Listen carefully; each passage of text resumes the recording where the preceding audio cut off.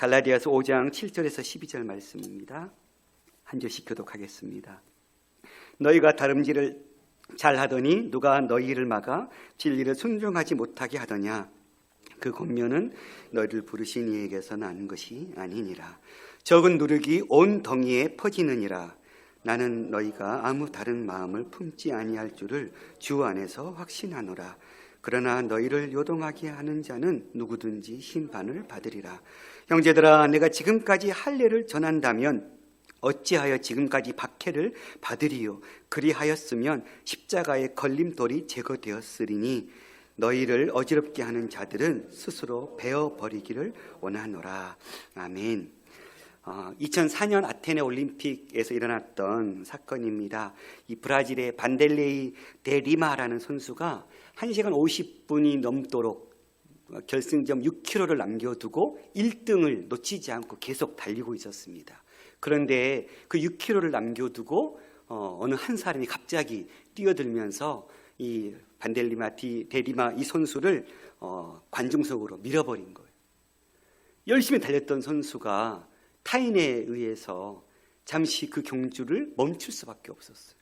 다행히 즉흥적으로 이제 관중들이 다시 달릴 수 있도록 떼어내주고 뛸 수 있도록 도와줬지만 그 영상을 보다 보면 다리를 쩔뚝거리기 시작합니다. 마라톤은 그 페이스 유지가 참 중요하잖아요. 단 한 번에 마지막 결승점 6km를 남겨놓고 타인에 의해서 그 걸음을 멈출 수밖에 없었던, 그래서 결국은 최종적으로 뒤따라오던 두 명의 선수에게 선두를 뺏기고 3등으로 들어오게 되는 그런 결승점을 통과하게 된 사건이 있었습니다. 난입했던 이 남자가 아일랜드 출신의 코넬리우스 호런이라는 사람이었는데, 이 사람은 정말론자였습니다. 세계를 향해서 자기가 갖고 있는 그 시한부 정말론을 이야기하기 위해서 나왔다라고 인터뷰하는 장면이 나와 있었습니다. 결국은 이 반델레이 데리마라는 선수는 이 사람을 용서하고 동메달을 기꺼이 받아들이게 됩니다. 결국은 2016년 브라질 리우 올림픽 마지막 성화 봉송자로서 그 영광을 누리게 되었습니다. 리마 선수가 다행히 자신에게 닥친 불행을 긍정적으로 생각하고 또 방해한 사람을 용서한 것은 참 감동적이고 감사한 일이죠. 그러나 이런 일을 실제로 우리가 겪게 된다면 너무나도 억울하고 온통할 수밖에 없을 것입니다. 지금까지 너무 잘 달렸는데 자신의 잘못도 아니고 타인에 의해서, 그것도 그 사람의 잘못된 목적을 위해서 그 걸음이 빼앗겼을 때 그 심정이 어땠을까요? 아무런 관계없는 내가 손해보고 희생되어야 한다는 것은 답답하고 분노가 치밀어 오르는 일일 수도 있었을 것입니다. 오늘 사도 바울이 이런 마음을 고스란히 표출하고 있는 그런 본문입니다. 7절, 너희가 다름질을 잘하더니 누가 너희를 막아 진리를 순종하지 못하게 하더냐. 갈라디아 교회 성도들은 바울이 전하는 은혜의 복음, 그리스도를 믿는 그 은혜의 복음을 받아들이고 잘 달리고 있었어요. 그런데 거짓된 유대주의자들, 유대 종교주의자들이 와서 할례를 지켜야 된다, 율법을 지켜야 된다, 절기를 지켜야 된다, 이런 거짓된 다른 복음에 속아 넘어가서 그 잘 달리던 걸음을 지금 멈추려고 하고 있는 거예요. 그 상황을 본 바울은 너희가 다름질을 잘 하더니 누가 너희를 막아 진리를 순종하지 못하게 하느냐 하고 지금 묻고 있는 거예요. 너무나도 원통했을 것 같아요. 아니, 그렇게 잘 달리다가 왜 그렇게 그 거짓된 말 앞에 속아 넘어가서 그 걸음을 멈추느냐 이야기하고 있는 것이죠.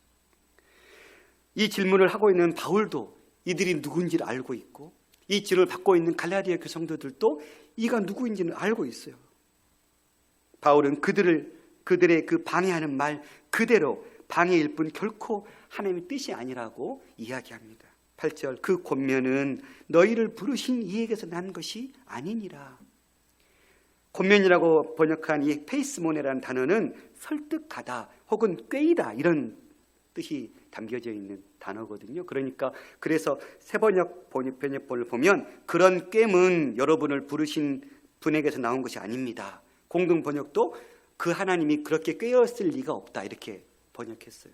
쉬운 성경도 그런 유혹은 여러분을 부르신 분에게서 나오지 않았습니다. 이렇게 번역했거든요. 그러니까 그 게임, 그 설득, 그것은 타당한 복음 안에서 성실하게 살고 있는 너희들을 지금 꾀인 거다, 설득시킨 거다, 잘못된 말로 너희를 부르신 이에게서 난 것이 아니다, 하나님이 주신 것이 아니라고 분명하게 얘기하고 있는 것입니다. 미혹하는 자들을 적극적으로 갈라디아 교회 성도들의 믿음의 길을 가로막고 있고 다른 길을 제시하고 있는 것이죠. 그런데 문제는 그들이 제시하는 그 길이 결코 하나님에게서 난 것이 아니라는 사실입니다. 왜 그들의 가르침은 하나님에게서 난 것이 아닐까요? 이미 갈라디아서 1장 6절에서 바울은 얘기했었습니다. 그리스도의 은혜로 너희를 부르신 이를 이같이 속히 떠나 다른 복음을 따르는 것을 내가 이상하게 여긴다.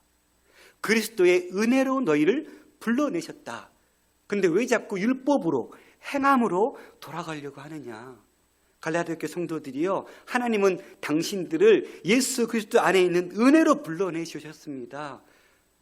그런데 왜 은혜의 복음을 자꾸 행함의 율법의 복음으로 바꿔내려고 합니까? 라고 지금 고발하고 있는 것이지요. 요한복음 3장 16절 우리가 익히 알고 있는 것처럼 예수님의 말씀과도 전혀 맞지 않죠.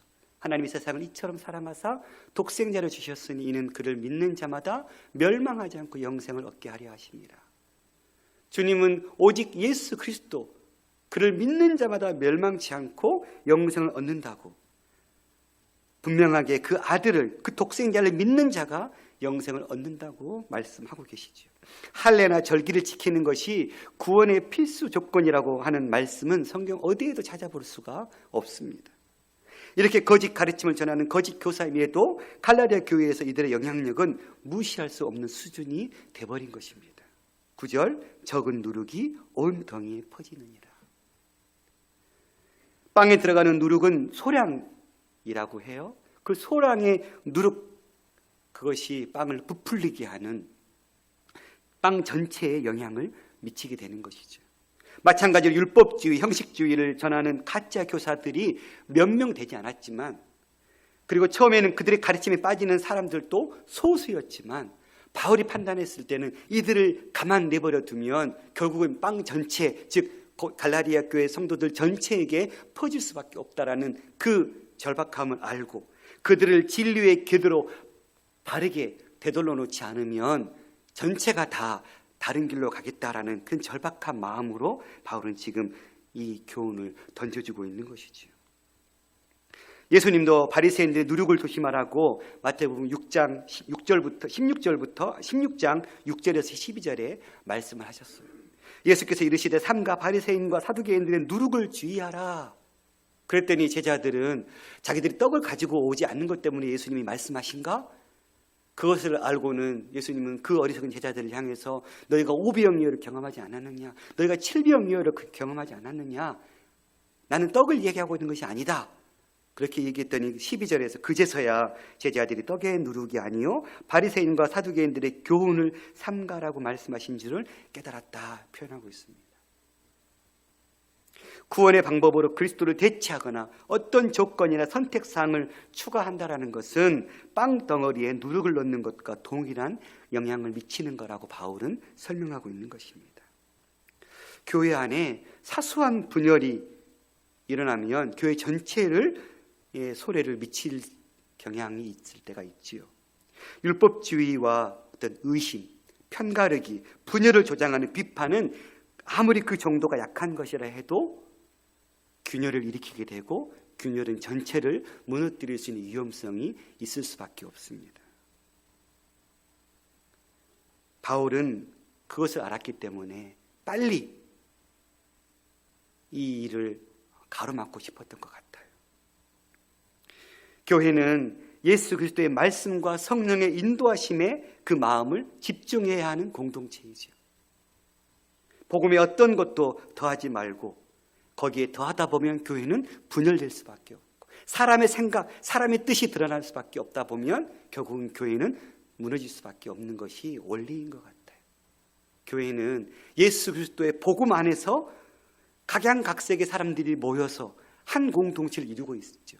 그러니 그 복음을 떠나게 되면, 그 복음이 아닌 다른 것들이 자꾸 첨가되게 되면 그 공동체는 순수성을 잃어버리게 되고, 그 순수성을 잃어버리게 되면 공동체는 무너질 수밖에 없습니다.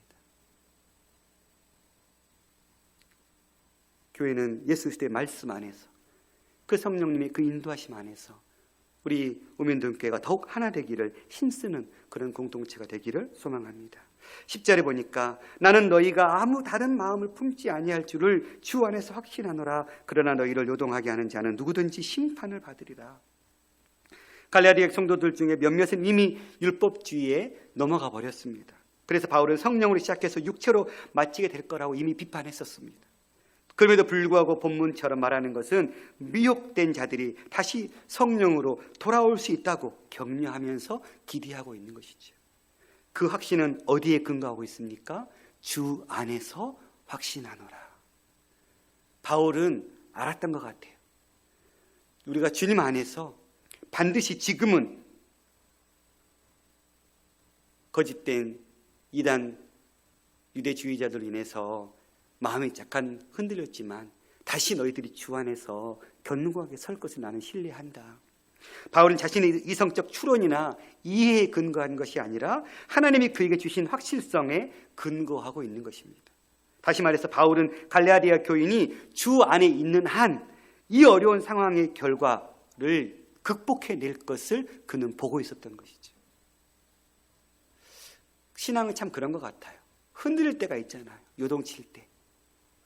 그러나 우리는 아주 넘어지나 엎드러지지 않으면 주님께서 우리와 항상 함께 하시기 때문에 그렇죠. 바울은 그걸 봤어요. 지금은 흔들리는 배처럼 요동치고 있지만 주 안에서 하나님 다시 견고하게 세우실 거다. 너희가 주 안에 있기만 하면 다시금 회복될 수 있다. 이 마음으로 격려하고 있는 거예요. 잠시 너희가 돌아섰다고 해서 그거 가지고 죄악시하지 말고 빨리 주님 안에서 다시 회복되기를 원한다. 이 마음이었던 것 같아요. 우리 자녀들이 뭔가 잘못하면 어떻게 해요? 격려하죠.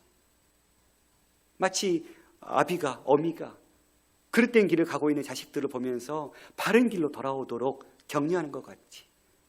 네가 지금은 그것이 좋아 보여서 그 길을 가고 있지만 반드시는 돌아올 거야. 때로는 부모가 그 자녀의 길들을 용납해 주면서 돌아오기를 기다리는 그 마음처럼 바울은 지금 그 부모의 마음으로 지금 고린도 교회 성도들에게, 갈라디아 교회 성도들에게 권면해지고 있는 것 같아요. 바울이 확신하고 있는 것은 무엇입니까? 너희가 아무 다른 마음도 품지 아니할 줄 내가 안다. 나는 주 안에서 확신하는데 그 확신은 너희가 다른 마음을 품지 않아야 할 것. 지금은 너희 같은 다른 복음 앞에 잠깐 휩싸여서 흔들리고 있지만 나는 확신한다. 너희가 주님 안에 있기만 한다면 다른 마음을 품지 않게 될 것이다. 다른 복음을 받아들이지 않을 것이라고 바울은 얘기하고 있고, 특별히 그들에게 준 이 구원을 준 그 은혜에서 너희가 떠나지 않을 거라는 의미이기도 할 것이고, 또 이 편지의 내용에 동의할 거라는 그런 의미이기도 할 것 같아요. 바울은 이에 덧붙여서 하반절에 그러나 너희를 요동하게 하는 자, 이런 자들은 누구든지 심판을 받을 거라고. 요동케 하다라는 이 타라소라는 단어는 함께 뒤흔들다, 선동시키다, 어지럽히다, 혼란시키다 이런 뜻이더라고요. 그러니까 지금 갈라디아 교회 성도들을 혼란시키고 있는, 요동시키고 있는 자들에 대해서는 바울은 뭐라고 얘기하고 있어요? 하나님께서 심판할 거라고. 이들은 하나님의 엄중한 심판을 받게 될 거라고 바울은 분명하게 선언하고 있는 거예요. 그렇게 그릇된 교리로 인해서 흔들리고 있는 성도들을 향해서는 너희가 다시 주 안에서 회복될 거다라는 소망의 메시지를 던지고 있지만, 그렇게 흔들고 있는 당사자들을 향해서는 하나님이 심판을 받을 거라고. 그래서 우리는 성경의 진리를 배제하고 우리 자신의 사상이나 가치와 주장을 유포하지 않도록 항상 조심해야 할 것 같습니다. 항상 진리의 말씀을 증거하고 가르치고 세우는 것이 참 중요한 것 같아요. 11절, 형제들아 내가 지금까지 할례를 전한다면 어찌하여 지금까지 박해를 받았으리요. 그리하였으면 십자가의 걸림돌이 제거되었으리니. 오늘 중점적으로 보고 싶은 말씀이 11절 말씀입니다. 형제들아, 내가 지금까지 할례를 전하였다면 어찌하여 지금까지 박해를 받으리요? 바울이 할례를 전하지 않았기 때문에 바울은 박해를 받은 것이죠. 바울을 향한 박해는 할례를 주장하는 유대 율법주의자들이었습니다. 이방인의 선교사로 부름받은 바울은 유대 율법을 이방인들에게 강요하지 않았죠. 이런 바울의 모습이 율법을 중요시 생각했던 유대주의자들의 입장에서는 곱게 보일 리가 없었습니다. 그래서 그들은 계속해서 바울은 가짜다 라고 주장할 수밖에 없었고, 정식 사도가 아니라고, 그리고 과거에 그는 예수 그리스도를 핍박했던 자라고 바울을 공격할 수밖에 없었던 것이죠. 십자가의 걸림돌, 걸림돌이라고 표현하고 있는 이 스칸달론이라는 단어는 두 가지 큰 의미로 사용되고 있습니다. 걸려 넘어지게 하는 그 장애물을 뜻하고요. 두 번째는 거리낌을 자아내는 것, 어떤 죄로 이끄는 유혹, 이런 의미로 쓰이고 있거든요. 그러니까 즉 십자가가 스칸달론이 된다라는 거예요. 십자가가 결국은 걸림돌이라는 거예요. 누구에게요? 유대주의자들에게는. 할례를 전하면 십자가의 스칸달론, 걸림돌이 제거되었을 것이다. 바꿔 말하면 할례를 전하지 않는 것이 유대주의자들에게는 십자가가 스칸달론, 걸림돌로 작용했다라는 말이겠죠. 놀랍게도 바울은 할례를 전하지 않는 것과 십자가를 직결시켜서 지금 연결하고 있습니다. 만약 바울이 율법주의자들이 원하는 대로 이방인들에게도 할례와 절기를 구원의 필수 조건으로 지키라고 이야기했다면 적어도 그들에게서 받는 핍박은 면할 수 있었을 것입니다. 그러나 만약 바울이 할례와 절기를 전하게 된다면 예수 그리스도를 믿음으로 말미암아 구원에 이른다는 이 본래의 복음, 그 복음이 왜곡되고 말았겠죠. 그렇게 되면 바울 역시 예수 그리스도의 십자가를 인정하지 않게 되는 것이고, 그렇다면 십자가의 복음은 사라지게 될 뿐입니다. 그렇기 때문에 유대인들에게 걸림이 되는 이 십자가가 제거될 것이라고 말하고 있는 것이죠. 하지만 바울은 그렇게 하지 않았습니다. 왜요? 그것은 진리가 아니기 때문이죠. 자기 편하자고 거짓을 진리로 둔갑시킬 수는 없었기 때문에 바울은 적당히 타협하는 복음을 전하지 않았어요.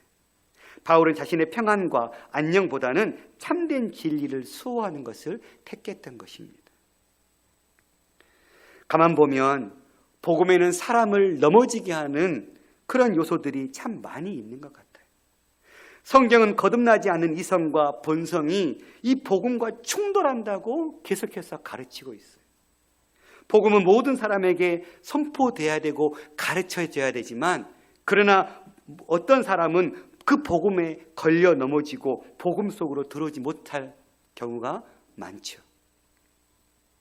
왜냐하면 복음이 우리의 본성과 정면 충돌하면서 우리의 영혼을 고단하게 하고 우리의 기대를 충족시키기보다는 실망시키기 때문에 그렇습니다. 우리의 본성과 복음은 싸울 수밖에 없는 거예요. 그러면 교회가 교회되지 못한 이유가 어디에 있습니까? 바로 이 사람이 원하는 것, 군중들이 원하는 것, 그들이 좋아하는 것을 복음이라는 이름으로 가르쳤기 때문에 교회가 교회되지 못한 것이죠. 예수를 믿어서 돈 벌고 병 낫고 명성 높아지고 만사가 형통할 거라고 이야기했기 때문에 교회가 교회되지 못한 상황에 처해져 버린 것이죠. 이러한 복음은 본성에 거슬리는 것이 아니요, 그러나 복음에는 우리의 본성을 정면으로 거스리는 요소가 있습니다. 사람들이 듣기 좋은 말은 걸림돌이 될 수가 없어요. 예수 믿으면 복 받습니다. 예수 믿으면 만사가 형통할 것입니다 라는 그 메시지는 걸림돌이 아니죠. 다 사람들이 원하는 것이죠. 그런데 복음은 그것이 아니지 않습니까? 복음은 우리에게 아첨하지 않습니다. 오히려 우리의 본성을 적나라하게 드러낼 뿐이죠. 너는 죄인이다. 지난주에 유현아 전사님 설교하시면서 보여주었던 그 그림이 너무너무 잊혀지지 않아요. 씻어도 구정물밖에 나오지 않는 상태. 그게 우리라고 복음은 우리를 고발하고 있죠. 너는 죄인이야. 너는 그 어떤 누구보다도 죄인이다. 복음은 우리를 향해서 너는 죄인이라고 고발하고 있어요. 네가 복음을 받아들인다면 복음이 너를 이롭게 할 것이고 너를 잘 살게 만들 것이고 너를 명예롭게 만들 거라고 얘기하지 않아요. 우리가 진리 안에 설수록 우리의 본성의 부패와 악함을 보게 될 뿐이죠. 사망의 음침한 골짜기로 떨어져도 핑계치 못할 죄가 우리 안에 가득 차 있는 죄인이라는 것을 깨닫게 할 뿐입니다. 이게 복음이죠. 그래서 그 죄악에서 죽을 수밖에 없는 우리에게 거기서 생명으로 갈 수 있는 길을 알려주고 있는 것이죠. 죄의 문제를 어떻게 해결할 수 있는지를 알려주는 것이죠. 우리가 열심히 노력하고 최선을 다하면 아픔을 극복하고 스스로의 힘으로 문제를 해결할 수 있다고 가르치는 것이 아니라, 물론 그러면 좋겠죠. 사람들은 자기의 노력, 자기의 수고로 무언가 좀 보탬이 되고 이루어지기를 원하죠. 그러나 죄의 문제는 그렇게 해결할 수 없다고 분명하게 성경은 얘기합니다. 100% 하나님의 은혜로 구원받는 것이고 거기에 우리가 조금이라도 더하거나 뺄 수 없다고 성경은 이야기하고 있는 것입니다. 부패한 죄성과 악함밖에 없는 우리는 하나님의 전적인 은혜가 아니고서는 구원받을 수 없다라고 성경은 이야기하고 있습니다.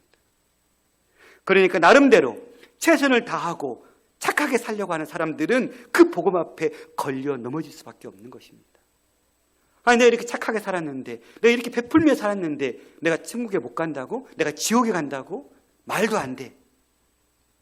아니, 고작 예수를 믿는 것만으로 구원을 얻는다고? 저 극악무도한 저 살인자들이 예수를 믿으면 구원받는다고? 나는 살인을 하지도 않았고 도둑질을 하지도 않았고 나는 이웃에게 사랑을 베풀면서 살았는데 그런 나는 예수를 안 믿었다는 그 사실 하나만으로 지옥에 간다고? 이 복음 앞에 많은 사람들이 넘어져요. 복음이 불편할 뿐이에요. 득도를 하고 열반의 세계에 들어가고 많은 선을 행하여 다른 사람과 구별되게 살아야 천국 간다고 한다면 우리의 본성이 정말 좋아할 텐데 복음은 그렇지 않습니다. 작은 것 하나도 우리가 기여할 부분이 없고 오직 은혜로만 구원받아 하나님의 백성이 된다라고 성경은 이야기하고 있습니다. 다른 타 종교들처럼 우리의 선함이, 우리의 선행이, 우리의 수고와 노력이 최고의 구원에 이르는 길이라고 성경은 이야기하지 않아요. 성경은 구원받았다면, 하나님의 자녀가 되었다면 자녀답게 살 뿐이지 구원받기 위한 조건으로 우리의 삶을 요구하지 않고 있다는 사실입니다. 뿐만 아니라 우리의 죄 문제를 해결해 오신 예수 그리스도도 문제입니다. 왜요? 권세와 능력과 지혜와 지식이 누가 보아도 한눈에 알아볼 만한 모습으로 주님은 오시지 않았기 때문에 그렇습니다. 가장 약한 모습으로, 어린 아이의 모습으로 말구유에 오셨기 때문에 십자가에 달려 자기 목숨 하나도 제대로 보존하지 못하는 사람처럼 보이는 메시아로 왔기 때문에 우리의 본성과 정면으로 부딪힐 수밖에 없습니다. 십자가에서 내려와 보라고, 네가 하나님의 아들이면 십자가에서 내려와서 너의 생명을 구원해 보라고 얘기했던 그 말 앞에 주님은 아무런 조치를 취하지 않으셨던, 그래서 많은 사람들은 자기도 구원 못할 자가 어찌 다른 사람을 구원하겠다고 저 난리를 친 거냐. 예수 그리스도 죄 문제를 해결해 오신 그 구세주가 사람의 눈에 보기에 화려하고 따를 만하고 선망의 대상으로 오신 분이 아니셨기 때문에 복음은 걸림돌이 되어버렸습니다. 그런데 이렇게 우리가 넘어지게 하는 요소를 가지고 있는 이 복음이 성령께서 진리의 말씀을 우리에게 깨우쳐 주시면 놀랍게도 그 복음이 믿어지는 역사가 일어나기 시작하는 것이죠. 우리가 이해력이 풍부해서, 우리가 지식이 풍부해서 이 복음이 깨달아지는 것이 아니라 어느 한순간 그렇게 믿으려고 해도 믿어지 않았던 그 복음이 어느 순간 그 복음 앞에 내가 죄인 중에 죄인임을 발견하게 되고, 그런 죄인을 구원하시기 위해서 예수 그리스도께서 십자가에서 그 물과 피를 다 쏟으셨다는 사실이 나 때문이라는 사실이 믿어지기 시작하고,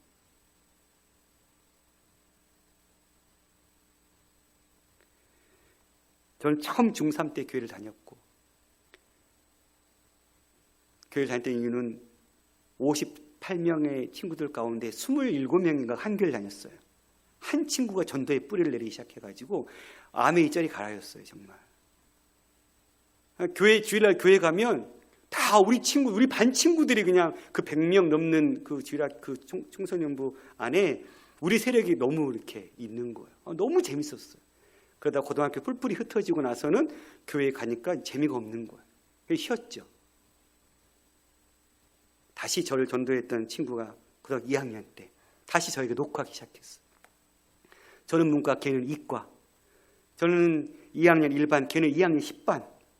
멀리도 멀리 떨어져 있는, 근데 우리 담임선생님은 왜 그렇게 종례를 오래 했는지. 제가 그때 기도 아닌 기도는 그 친구보다 빨리 종례가 끝나서 빨리 도망갔으면 좋겠는데, 나는 항상 종례가 늦어서 항상 그 친구가 문 앞에 이렇게 기다리고 있었어. 오늘은 뭐라고 핑계를 대나. 이게 제 고민이었거든요. 오늘은 내가 기필코 내가 얘기하리라. 담대하게 마음을 먹고 가서, 용기라 내일 교회 와야지 했던 친구 앞에, 야, 나 같은 놈 하나님께 다 버리셨어. 잊어버렸어. 나 이제 몰라 하나님이. 근데 그 친구가, 아니야 용기라, 아직도 하나님 너를 기다리고 있어. 이거 별로 뭐 그렇게 막 휘황찬란한 언어 말 아니거든요. 그날 밤 잠을 못 잤어요. 하나님 잠을 안 재우시는 거예요. 진짜 하나님 나를 기다리셨나? 진짜 하나님 나를 안 잊어버리셨나? 정말 뜬 눈으로 밤을 새고 그 다음날 어떻게 했을까요? 교회 나갔죠. 그리고 그해 수련회 때 프로그램 하나 가운데 한 코너에, 우리 뭐 철로역전 같은 프로그램 많이 했잖아요. 텐트 하나 쳐놓고 그 텐트 속에 들어가면 로마 군병의 사진이 있다라고. 예수님을 창 찔렀던 그 로마 군병 사진을 구했다고. 정말 초가 넘어갔죠. 너무 궁금했죠. 그래서 이제 한 명씩 들어가는 거예요. 들어갔더니 가장 교회에서 예쁜 누나가 다 앉아 있었어. 누나가 단둘이 다 교회 그 텐트 안에 있는데 설명해 주시는 거예요. 아, 이거 열어보면 사진이 있다고. 정말 콩닥콩닥 마음으로 딱 열었는데 거기에 제 얼굴이 딱 비치는 거예요. 거울이었어요. 거울. 그 예쁜 누나가 옆에서, 네가 예수님을 죽인 사람이라고. 가슴이 철렁 내려앉더라고. 그리고 그날 밤, 내가 예수를 죽인 군인이구나. 내가 예수를 죽인 군병이구나. 그때 주님을 인격적으로 만나기 시작했어요. 그리고 이제는 주님을 찬양하고 예배하는 것이 좋아서 교회 다니기 시작했어요. 전에는 친구 때문에 다녔던 제가 이제는 예수님이 좋아서 다니기 시작한 은혜가 제 안에 발동된 거예요. 성령께서 제 심령을 만져주신 거예요. 하나님의 성령으로 귀한 선물을 자격 없는 나에게 값없이 깨닫게 해주신 은혜가 임한 거예요.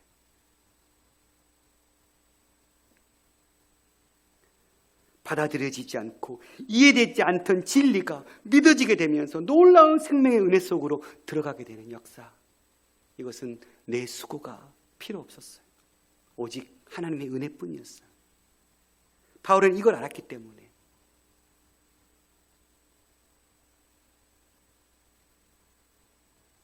이 바른 복음 앞에 너희가 돌아와야 된다라고.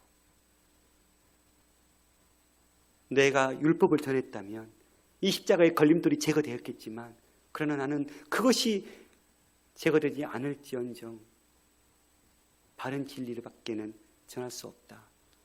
오직 예수 그리스도 밖에는 구원 얻을 길이 없기 때문에 난 이걸 전할 수밖에 없다고 바울은 얘기하고 있는 것이죠. 12절이요. 너희를 어지럽게 하는 자들은 스스로 배워보기를 원한다. 가장 바울의 단호한 말 같아요. 무슨 얘기냐면, 진리도 아닌 할례를 가지고 거짓 선동하는 그 가짜들에게 할례 그냥 표피만 제거하는 것이 아니라 그냥 전체를 다 잘라버리라고 얘기하는 끔찍한 말이죠. 이건 갈라디아 성도들에게 그런 자들을 끊어내라고 이야기하고 있는 것입니다. 그런 거짓된 자들에게 너의 삶 가운데 끊어내라, 결단해라, 이런 권면이겠죠. 그런 거짓말을 한 자들의 그 말에 귀를 기울이지 말아라, 이런 말이겠죠. 바울은 할례가 율법주의자들을 죄악으로 몰아가는 심각한 문제점이라고 본 것입니다. 마태복음 5장 29절 30절에서도 예수님은 이렇게 말씀하셨습니다. 만일 내 오른눈이 너를 실족하게 하거든 빼어내버리라. 내 백체 중에 하나가 없어지고 온몸이 지옥에 던져지지 않는 것이 유익하며, 또한 만일 내 오른손이 너로 실족하게 하거든 찍어내버리라. 내 백체 중에 하나가 없어지고 온몸이 지옥에 던져지지 않는 것이 유익하다.